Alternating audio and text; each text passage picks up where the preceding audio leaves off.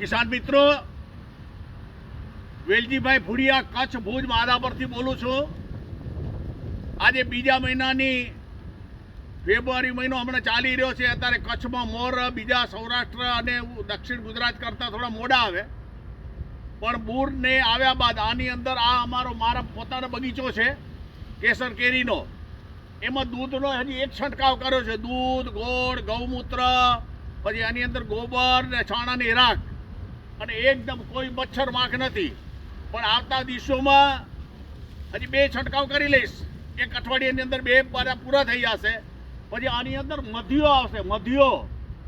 આની અંદર મધ્યો એટલે મચ્છર આવશે અને એટલા તડતડિયા આવશે અને આંબામાંથી પાંદડામાંથી પાણીનો રસ નીકળશે. આપણે બધાને ખબર છે, પણ એને નાબૂદ કરવા માટે બહુ જ મહત્વનો વિષય છે. એટલા માટે હું આજે તમને વિડીયા દ્વારા આપણે મળી રહ્યો છું. કનુભાઈ આહિર પોતે અમરેલી સાઈડના છે. એનો બહુ જ આગ્રહ છે કે કિસાનોને આ ખૂબ સારું કામ કર્યું. તમે બાપા ફરીથી તમે વિડીયો બનાવીને મોકલો.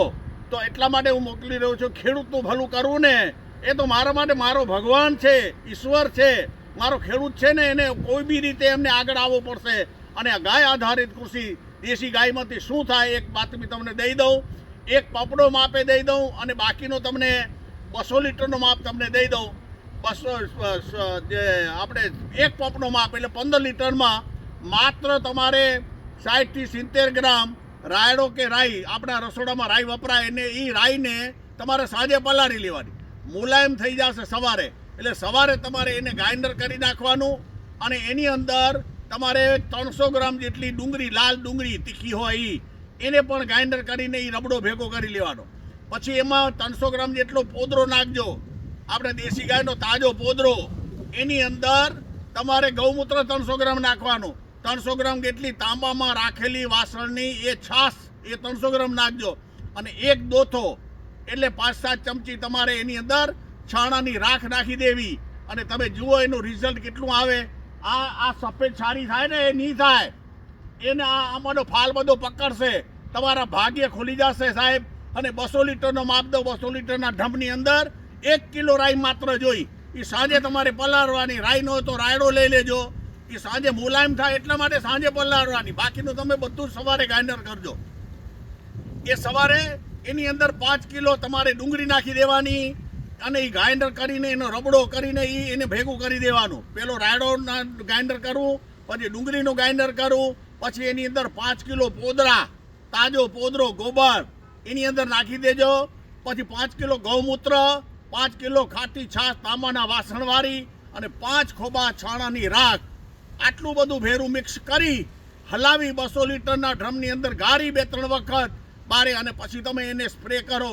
તમારી દુનિયા બદલી જશે. એટલું જ નહીં, આ મચ્છરવાક આનો તો નહીં, પણ કઠોળ હોય, તમારે કોઈ બી અનાજ હોય, ચારો હોય, ગરો આવ્યો, ગેડર આવ્યો, ઈયળ આવી હોય, બીજું સારામાં સારું આંબાના થળિયા છે એને પણ તમે સ્પ્રે કરજો. એટલે થળિયાથી ચડતી જીવાત છે ને એ બંધ થઈ જશે. આ મૂંડો આવે આંબાના ઝાડવાને ખાઈ જાય છે, એને ઘણ પણ કહે છે અમે, અને બીજા કંઈ મેઢ પણ કહે છે. તો એ મેઢ પણ એની અંદર ટકાવારી ઘણી ઓછી થશે. અને ડ્રીપની અંદર મારી 100% ડ્રીપ છે. આજે 24 વર્ષ થઈ ગયા. અને એ ડ્રીપની અંદર તમારે આંબાની અંદર તમારા ડ્રીપમાં મૂકજો. તમારે એ સારામાં સારું કામ કરશે. કોઈ બી મોલની અંદર કોઈ બી પાકમાં તમે સ્પ્રે કરો અથવા ડ્રીપમાં તમારે 2 થી 3 એકરમાં પૂરું થઈ રહેશે. માત્ર 1 કિલો રાયડો.